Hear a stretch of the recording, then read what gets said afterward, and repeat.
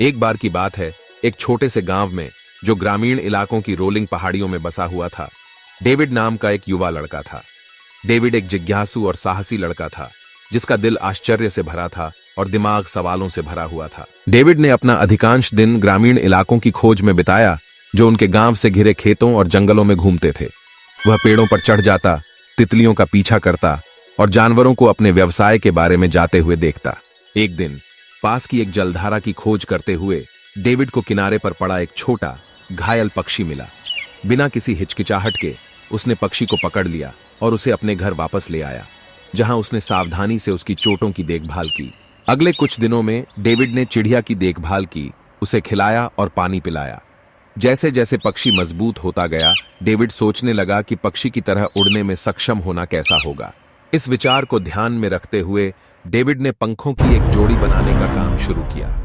उसने उन्हें पंखों और डंडों से बनाया, ध्यान से उन्हें पक्षी के पंखों के आकार में आकार दिया। फिर अपने चेहरे पर दृढ़ निश्चय के साथ उसने अपने पंखों को बांध लिया और गांव की सबसे ऊंची पहाड़ी की चोटी पर चढ़ गया। एक गहरी सांस के साथ डेविड ने दौड़ना शुरू किया और खुद को हवा में उछाला। सबसे पहले उसके पंख बेतहाशा फड़फड़ाए और उसने खुद को हवा में रखने के लिए संघर्ष किया। लेकिन जैसे जैसे उसने आत्मविश्वास हासिल किया, डेविड के पंख एक स्थिर लय के साथ फड़फड़ाने लगे और वह आसमान में ऊंचा और ऊंचा उड़ता गया। कुछ पलों के लिए डेविड को लगा कि वह उड़ रहा है और वह भारहीनता और स्वतंत्रता की अनुभूति से बहुत खुश था। लेकिन फिर हवा के एक तेज झोंके के साथ डेविड ने अपने पंखों पर नियंत्रण खो दिया और वापस पृथ्वी पर गिरना शुरू कर दिया। जैसे ही डेविड ने सोचा कि वह जमीन पर गिरने वाला है, जिस पक्षी को उसने बचाया था वह कहीं से प्रकट हुआ और उसे पकड़ने के लिए झपट्टा मारा।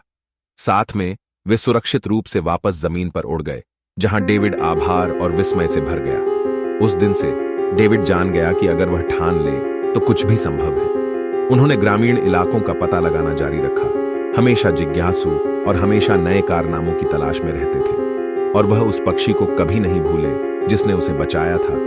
हमेशा किसी भी प्राणी के लिए चौकस नजर रखता था जिसे उसकी मदद की आवश्यकता हो सकती है।